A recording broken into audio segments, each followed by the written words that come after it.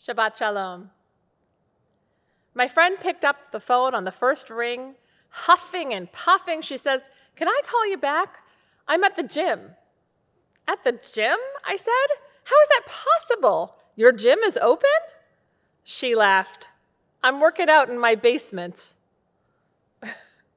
The outside world has moved into our homes. For the past few months, our homes are also our gyms, our schools, our workplaces, our theaters, and our 24-hour restaurants. Our homes have suddenly become the hub of activity for work, learning, leisure, sports, and mealtimes. Suddenly, our small kitchens are way too small for the amount of food preparation we need to do, and our bedrooms have become office spaces cluttered with printers and shredders and the like, and our bathrooms are also our dog and cat grooming centers, and on and on and on.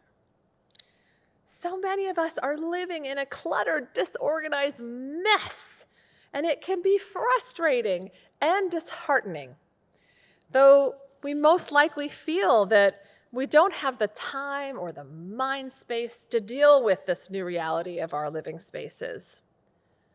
The Jewish mindfulness practice of Musar teaches us that it is in fact exactly at this time, at this moment of unprecedented chaos, that we should strive for orderliness.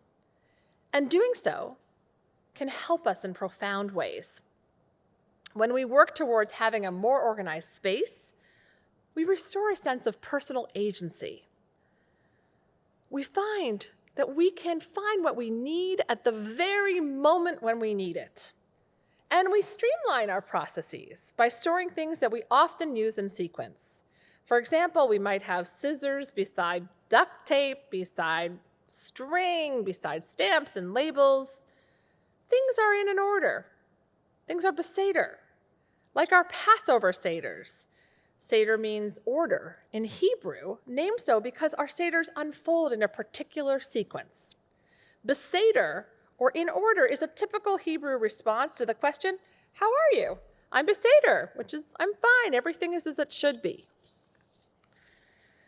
With our external world mired in chaos, working towards internal organization strengthens us and prepares us to face challenges. But ultimately, this work is spiritual as well. A traveler arrived in Frankfurt and realized that he had lost his wallet. He went to the local rabbi, who reassured him, "Don't worry, your money will be found, but first, recite the morning prayers."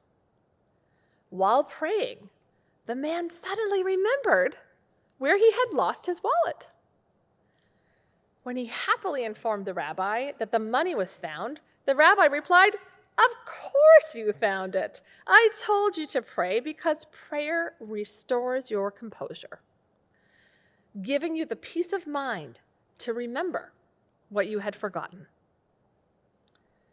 We need to find a sense of composure to put our thoughts in order, but the reverse is true as well. When we put our thoughts in order, we gain a sense of composure. So what is the first step?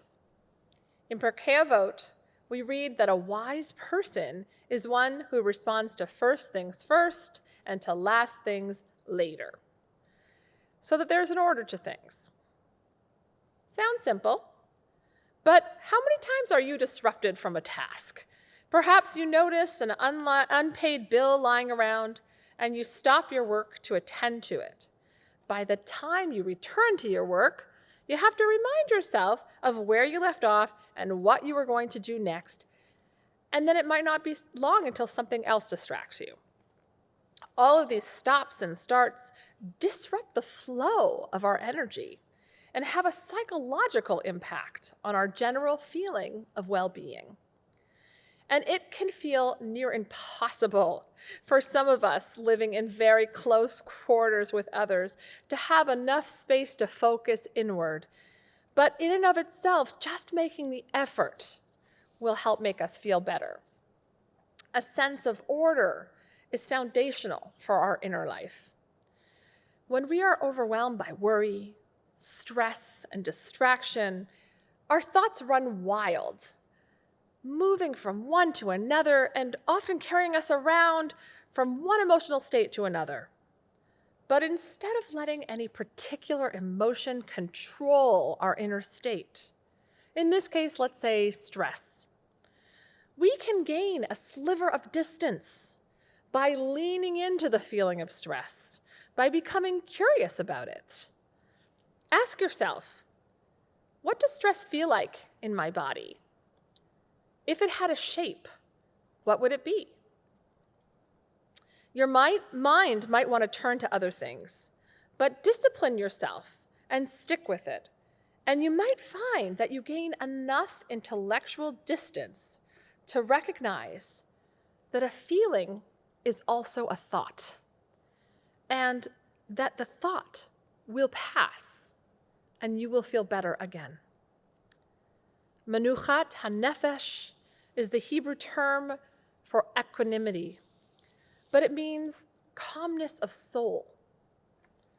When Hagar is in the desert and cries out to God that she and her baby boy will die of thirst, stranded in the desert, she is so caught up in the moment of anguish that she doesn't notice the water beside her that has been there all along.